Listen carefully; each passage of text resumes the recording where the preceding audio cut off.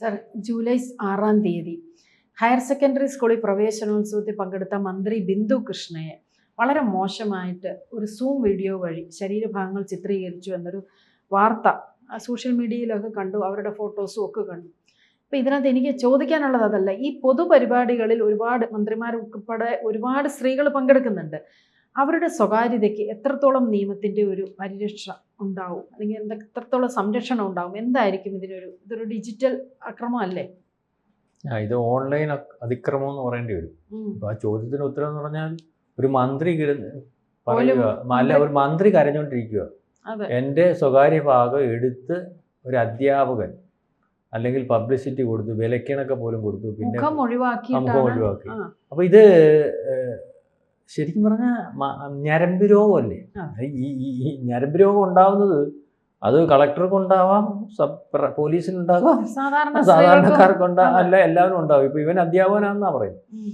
അപ്പം ഇവരെ ഡൽഹിയിൽ ഇതുവരെ ഇത് വെളിയിൽ പറഞ്ഞിട്ടില്ല. ഇന്നലെ ഡൽഹിയിലും കണ്ട് ഈ കേരള പത്രപ്രവർത്തക യൂണിയന്റെ ഏതാണ്ട് ഒരു സംസാരം വന്നപ്പം മന്ത്രിക്കുണ്ടായ അനുഭവത്തെ പറ്റി അല്ലെങ്കിൽ പല കാര്യത്തിനകത്ത് ചർച്ച വന്നപ്പോൾ പറഞ്ഞ ഒരു പ്രധാനപ്പെട്ട കാര്യമാണ്. വളരെ അത് അവരുടെ മാന്യത വെച്ചിട്ട് ഒരു പക്ഷേ സ്കൂളിൻ്റെയും അല്ലെങ്കിൽ മോശമാക്കേണ്ട, അധ്യാപകൻ്റെ പേര് വെളിയിൽ കൊണ്ടുവരേണ്ട, അധ്യാപകൻ്റെ പേര് വെളിയിൽ നിന്നാലും അല്ലെങ്കിൽ ഏത് സ്കൂളിൽ വെച്ചാണ് ഇത് നടന്നെന്ന് വെളിയിൽ വന്നാലും ഒരു പക്ഷേ ആ സ്കൂളിന് അവരുടെ കൊല്ലം ജില്ലയിൽ വെച്ചാൽ നടന്നതെന്നാണ് പറയുന്നത്. ഹയർ സെക്കൻഡറി പ്രവേശനോത്സവത്തിലാണ് നടന്നത്. അപ്പൊ അതിന് മോശം വരണ്ടെന്ന് വെച്ചിട്ട് ഇന്നലെ ചോദിച്ചപ്പോഴും അവരത് വ്യക്തത വരുത്തി പറഞ്ഞില്ല, പരാതി കൊടുത്തിട്ടുണ്ടെന്ന് പറയുന്നു.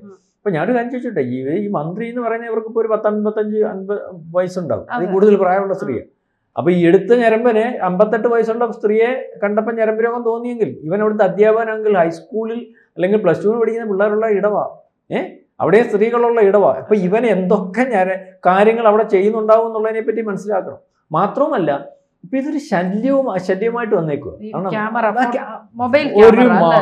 ഒരു വയസ്സായി ഇല്ലെങ്കിൽ എവിടുന്നേലും ഒരു മൊബൈൽ മേടിക്കുക, അതും പൊക്കി പിടിച്ചുകൊണ്ട് റോളെ പെട്ടി കിടക്കുന്നതും പൂച്ചയാടുന്നതും അവൻ ചാടുന്നതും നാട്ടുകാർ ചാടുന്നതും ഒരുത്തന് വണ്ടി ഇടിച്ച് റോഡിൽ കിടന്നാൽ അവനെ പിടിച്ചു പൊക്കി ഏതായാലും ഓട്ടോയെ കയറ്റി അവിടെ കൊണ്ടുപോകുന്നതിന് വരെ അവൻ കിടക്കുന്നതും അതും ഫോട്ടോഷൂട്ട് എടുത്തിട്ട് അതേ മാനസികാവസ്ഥയുള്ള ആൾക്കാരെ കാണുന്നത്. അപ്പൊ ഇതിപ്പോ എല്ലാവരും അങ്ങ് ഓൺലൈൻ മാധ്യമ പ്രവർത്തനം എന്നുള്ള വ്യാജേന എവിടെ കണ്ടാലും ഫോട്ടോ എടുക്കുക. ഇത് പല രീതിയിലങ്ങ് ഉപയോഗിക്കുന്നുണ്ട്. ഫോട്ടോ എടുക്കുമ്പോൾ നമ്മൾ ശ്രദ്ധിക്കത്തില്ല. വലിയ ഫംഗ്ഷനകത്തെ ഇപ്പൊ മന്ത്രി അവിടെ വന്ന് നിൽക്കുക, അല്ലെങ്കിൽ ആരെങ്കിലും ഒക്കെ വന്ന് നിൽക്കുക, അപ്പൊ എല്ലാവരും അങ്ങ് ഫോട്ടോ എടുക്കില്ല. ഇവനും ഫോട്ടോ എടുക്കും, പക്ഷെ ഇവൻ ഫോക്കസ് ചെയ്യുന്ന എവിടെ ഇട്ടെന്നുള്ള കാര്യം ഇവനല്ലേ അറിയത്തുള്ളൂ. ഈ മന്ത്രിയുടെ പുറകിലിരുന്ന ആൾ ഇത് കണ്ടിട്ട് അവനെ വിലക്കിണക്കെ അവന്റെ രോഗം എത്രത്തോളം വലിപ്പത്തിലുണ്ടെന്ന് വിചാരിക്കണം. ഈ മന്ത്രിയൊക്കെ ഒരു പരാതി കൊടുത്താൽ അവൻ എവിടെ ചെന്ന് കിടക്കുമെന്നുള്ള കാര്യം പോലും വിചാരിക്കണം. എന്നിട്ട് പോലും അവൻ ആ സുഖം, അവൻ്റെ മാനസിക സുഖം കിട്ടാൻ വേണ്ടി ഇത് പോസ്റ്റ് ചെയ്തു. പിന്നത് പരാതി മാനേജ്മെന്റിനൊക്കെ കൊടുത്തപ്പോഴാണ് ഇത് ഒരു പക്ഷേ പിൻവലിച്ചതെന്ന് പറയുന്നത്. അപ്പം ഇതിനകത്ത് കൃത്യമായിട്ട്, അതായത് ഏത് മേഖലയിൽ ഇപ്പം എല്ലാവരും പത്രപ്രവർത്തകരാണ് അല്ലെങ്കിൽ ഓൺലൈൻ മീഡിയയിൽ കൂടെ കാര്യങ്ങൾ കൈകാര്യം ചെയ്യുമ്പോൾ ഇതിന് കൃത്യമായിട്ട് ഒരു ഡയറക്ഷനും ലൈസൻസും മറ്റു പലതും ഒക്കെ ഉണ്ടാവും. കാരണം ഇത് നമ്മളീ പറയുന്നത് പോലെ പലരുടെയും ജീവിതവും ഭാവിയും ഒക്കെ നശിപ്പിക്കാൻ പ്രാപ്തമായിട്ടുള്ളത്. എല്ലാവർക്കും ഇതിൻ്റെ ആധികാരികതയൊന്നും അറിയത്തില്ല. ഇപ്പോൾ ഇവരുടെ ശരീരം എടുത്തിട്ട് വേറൊരുത്തൻ്റെ തല വെക്കുകയോ അവരുടെ തല വെച്ചിട്ട് വേറെ ശരീരം വെക്കുകയോ ഒക്കെ ചെയ്യാൻ പറ്റും. നേരത്തെ ഇതുപോലെ നമ്മുടെ മുഖ്യമന്ത്രി 1-2 കേസുകൾ കൈകാര്യം ചെയ്തായിരുന്നു. 2 പേരെ മുഖ്യമന്ത്രിക്കെതിരെ ഇതുപോലെ ട്രോളിയപ്പോൾ അല്ലെങ്കിൽ ഇതുപോലെ ഒന്നെന്ന് പറഞ്ഞാൽ അയാൾ പരസ്യമായിട്ട് എന്തുകൊണ്ട് അല്ലെങ്കിൽ ഇങ്ങനെ നമ്മൾ പറയത്തില്ലേ ജനാധിപത്യ അല്ലെങ്കിൽ നമ്മുടെ സ്വാതന്ത്ര്യമാണ്, വിമർശിക്കാനുള്ള സ്വാതന്ത്ര്യമുണ്ട്, അഭിപ്രായ സ്വാതന്ത്ര്യമാണെന്നൊക്കെ പറഞ്ഞ് അപ്പോൾ പിണറായി വിജയൻ ഇങ്ങനെയുള്ള കേസുകൾ എടുക്കുന്നുണ്ടല്ലോ, അത് ശരിയല്ലെന്നൊക്കെ പറഞ്ഞിരുന്ന പ്രതിപക്ഷ നേതാവല്ലേ, നിങ്ങളല്ലേ ഇപ്പോൾ മുഖ്യമന്ത്രിയാണ്, നിങ്ങളെന്തിനാ കേസെടുത്തെന്ന് പറഞ്ഞപ്പോൾ സതീശൻ എന്ന് വ്യക്തമായിട്ട് പറഞ്ഞ ഒരു കാര്യമുണ്ട്. നിങ്ങൾ പറ ഞാൻ കേസെടുക്കണോ വേണ്ടെന്ന്. എൻ്റെ തലയും പൂർണ്ണ നഗ്നനായിട്ടുള്ള ഒരുത്തൻ്റെ അല്ലെങ്കിൽ മുണ്ടില്ലാതെ നിൽക്കുന്ന, ശരീരത്തിൽ തുണിയില്ലാതെ നിൽക്കുന്ന പൂർണ്ണ നഗ്നനായിട്ടുള്ള വേറെ ആരുടെ ശരീരഭാവം കൂടി കൂട്ടി വെച്ചിട്ട് ഒരു ഫോട്ടോ എടുത്തു കഴിഞ്ഞാൽ ഞാൻ എന്ത് വേണം?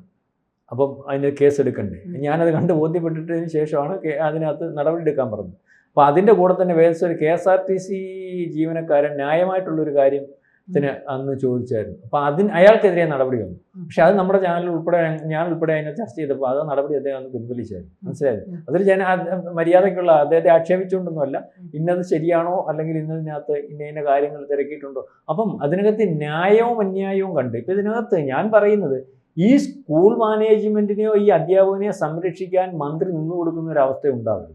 അവർ ജനപ്രതിനിധി ആയതുകൊണ്ട് അവർക്ക് വേറെ ചില, അല്ലെങ്കിൽ അവരുടെ നിയോജകമണ്ഡലത്തിലോ അല്ലെങ്കിൽ വേറെ ചില താല്പര്യങ്ങളോ സ്കൂളിനോടൊക്കെ താല്പര്യങ്ങളോ ഒക്കെ ഉണ്ടാവും. പക്ഷേ ഇതുപോലുള്ള ഒരു അധ്യാപകൻ, ഈ അധ്യാപകൻ ഒരു സ്കൂൾ പിള്ളേരെ പഠിപ്പിക്കുന്നവനാവും, അവനൊരു പക്ഷേ ഹയർ സെക്കൻഡറി സ്കൂളിലെ അധ്യാപകനാവും. അപ്പോൾ അവൻ്റെ ഈ മോശമായ ഈ ഞരമ്പ് രോഗവും ഈ മാനസികാവസ്ഥയും പാവം പിടിച്ച കുഞ്ഞുങ്ങളെ ഉൾപ്പെടെ ബാധിക്കത്തില്ലേ? നമ്മളീ പറയുമ്പം അവരിത് അറിയുന്ന പോലും ഉണ്ടാവത്തില്ല. അങ്ങനെ എത്ര അധ്യാപകരുണ്ട്. എല്ലാ അധ്യാപകരെ അല്ല പറയുന്നത്, അധ്യാപകർ ഭൂരിപക്ഷവും നല്ല ആൾക്കാരായിരിക്കും. പക്ഷേ ഇതുപോലുള്ള കുഴപ്പമുള്ള സോക്കേടുള്ള, കഴിഞ്ഞ ദിവസം നമ്മൾ കണ്ടില്ലേ ഒരു അധ്യാപകൻ്റെ കുഞ്ഞിൻ്റെ കയ്യിൽ നിന്ന് തല്ലി പിടിച്ചു. അവൻ നിരന്തരമായിട്ട് ഈ സാഡിസം പല കുഞ്ഞുങ്ങളടുത്തും ചെയ്തുകൊണ്ടിരിക്കുക. ഒരു കൊച്ചിൻ്റെ ചൂരിൽ വെച്ചൊക്കെ ഒരു കൊച്ചിൻ്റെ കയ്യിൽ ഒടിയണമെങ്കിൽ എന്തൊരു വലിയ അടിയായിരിക്കും. അപ്പം ഇങ്ങനെയൊക്കെയുള്ളവരെ വെച്ച് പൊറപ്പിക്കുന്നതിനോ അല്ലെങ്കിൽ മുന്നോട്ട് കൊണ്ടുപോകുന്ന നിയമമുണ്ട്. ഇപ്പം നിയമം അതിന് വേണ്ട രീതിയിലുണ്ട്. ഇപ്പൊ തന്നെ ഇവര് പറയാമെങ്കിൽ കേസെടുക്കാമെങ്കിൽ അവന്റെ പണി അങ്ങ് തീരും. ഇപ്പൊ ഓൺലൈൻ നിയമങ്ങൾ വളരെ കർക്കശമാണ്. ഇപ്പൊ നമ്മൾ പോസ്റ്റ് ഇടുന്നതിനോ അല്ലെങ്കിൽ മറ്റു പലതിനും ഒക്കെ സൈബർ നിയമങ്ങൾ വലുതാ. ഒരു അല്ലെങ്കിൽ നമ്മളൊരു പോസ്റ്റ് ഇട്ടതിന്റെ കീഴിൽ മോശമായിട്ട് ഒന്ന് കമന്റ് ഇട്ടാൽ പോലും അതിനെതിരെ കേസെടുക്കാം. പക്ഷെ ഇതിനിപ്പോ പരാതി വേണ്ട വിധത്തിലായില്ലേ. ഇവരിതുവരെ കോപ്പിയായിട്ട് വെച്ചിരിക്കാൻ, ഇതുവരെ വെളി വന്നില്ല. ഇന്നലെ പറഞ്ഞപ്പോൾ പോലും ആണല്ലോ വെളി വരുന്നത്. അതിനകത്തുള്ള നടപടി എടുക്കുന്നതിന് വേണ്ടി വേണ്ട രീതിയിലുള്ള ഡയറക്ഷൻ കൊടുത്തില്ല എന്ന് വേണം കരുതാൻ. പക്ഷെ എൻ്റെ ഒരു അഭിപ്രായത്തിൽ അങ്ങനെ പാടില്ല, കൊടുക്കണം. അങ്ങനെ മന്ത്രി ചില കാര്യങ്ങൾക്കകത്ത് മന്ത്രിമാർ ഉൾപ്പെടെ മാതൃകയാവണം. അല്ലെങ്കിൽ അത് എന്നാലല്ലേ ഭയക്കത്തുള്ളൂ. കാരണം ഇവൻ ഒരു ഒരു അധ്യാപകനാണല്ലോ, വിദ്യാഭ്യാസം ഇല്ലാത്തവനൊന്നും അല്ലല്ലോ. അവന് മന്ത്രിയോട് അത് ചെയ്യാം, വിലക്കീണൊക്കെ ചെയ്യാം. അപ്പൊ അവന് ആ കാര്യം മന്ത്രിയുടെ ആണെങ്കിലും ചെയ്യുമെങ്കിൽ സാധാരണ പിള്ളേരുടെ വിടുവോ, അവിടുത്തെ വേറെ സാധാരണക്കാരനുള്ള ആൾക്കാരുടെ വിടുവോ? ഇവനെ പരിശോധിക്കാമെങ്കിൽ ഇപ്പൊ മനസ്സിലായി ഇവന്റെ സ്ഥിരം പരിപാടിയായിരിക്കും ഇത്. ഇതുപോലെ ഒരു 100 കണക്കിന് സ്ത്രീകളുടെ ഈ ശരീരഭാഗങ്ങളുടെ ഫോട്ടോ ഇവന്റെ കയ്യിൽ ഉണ്ടാവും. ഇവൻ ഇതായിരിക്കും ഈ മൊബൈൽ കൊണ്ട് ചെയ്തുകൊണ്ടിരിക്കുന്നത്. ഇവൻ നല്ലൊരു ഞരമ്പ് രോഗി, മാനസിക രോഗിയുമായിരിക്കും. ഇവന് സുഖം കിട്ടുന്നതിനോ അല്ല സന്തോഷം കിട്ടുന്നതിനോ നിർവൃതി അടയുന്നതിനോ ഉള്ള ഒരു ഇടം സ്കൂളും അല്ലെങ്കിൽ മറ്റു പല ഇടങ്ങളും ഒക്കെ പൊതുസ്ഥലങ്ങളായാൽ പല സ്ത്രീകളുടെയും മാനം പോകുന്ന ഒരു അവസ്ഥ വരും. ഇനി ഇവന് ഫോട്ടോ എടുത്ത് ഫേസ്ബുക്കിൽ ഇടുമ്പോൾ ഇവന് കിട്ടുന്ന സുഖം, അല്ലാതെ ഇവൻ ഈ അല്ലെങ്കിൽ ഇതുപോലുള്ള ഭാഗങ്ങൾ, ശരീരഭാഗങ്ങളൊക്കെ എടുത്തിട്ട് ഇവൻ എന്തൊക്കെ കാണിക്കുന്നുണ്ടെന്ന് അറിയാം. ഓരോ വൈകല്യങ്ങളാണ്. അപ്പൊ ഇങ്ങനെയുള്ളവനെ ശരിക്കും പറഞ്ഞാൽ അത് വൈകല്യമാണെന്ന് പറഞ്ഞിട്ടോ രോഗമാണെന്ന് പറഞ്ഞിട്ടോ കാര്യമില്ല. നമ്മൾ പേപ്പട്ടിയെ തല്ലിക്കൊല്ലത്തില്ലേ?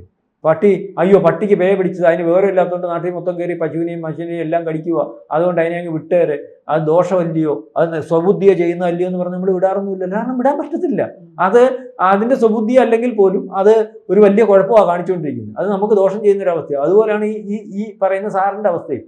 അപ്പൊ മന്ത്രി അതിനകത്ത് ഇതുവരെ വെളിപ്പെടുത്തിയിട്ടില്ല, അല്ലെങ്കിൽ ഒളിച്ചു പിടിക്കുന്നതൊക്കെ എന്തെങ്കിലും താല്പര്യത്തിന്റെ പേരിലാണെങ്കിൽ ആ താല്പര്യത്തിനപ്പുറമാണ് സമൂഹത്തോട് ബാധ്യത നിങ്ങൾക്കുണ്ട്. നിങ്ങളൊരു മന്ത്രിയാണ്. അപ്പൊ നിങ്ങൾ ഇവനെ വെളിയിൽ കൊണ്ടുവന്ന് മാതൃകയാക്കണം. എന്നാലേ ഇതുപോലുള്ളവന്മാർ ഇതുപോലെ കാണിക്കുമ്പോൾ സാധാരണക്കാരന് ഇത്തരത്തിലുള്ള ആൾക്കാരെ ശിക്ഷിക്കുന്നതിനും അല്ലെങ്കിൽ പരാതി കൊടുക്കുന്നതിനും വെളിയിൽ കൊണ്ടുവന്നതിനും ധൈര്യം പകരത്തുള്ളൂ. ആ രീതിയിൽ ബിന്ദു കൃഷ്ണ ഇടപെടണം എന്നാണ് എൻ്റെ ഒരു അഭിപ്രായത്തിൽ എനിക്ക് പറയാനുള്ളത്. കൂടുതൽ വാർത്തകളും വിശേഷങ്ങളും നിങ്ങളിലേക്ക് എത്താൻ ABC മലയാളം സബ്സ്ക്രൈബ് ചെയ്യുക, ബെൽ ബട്ടണും അമർത്തുക.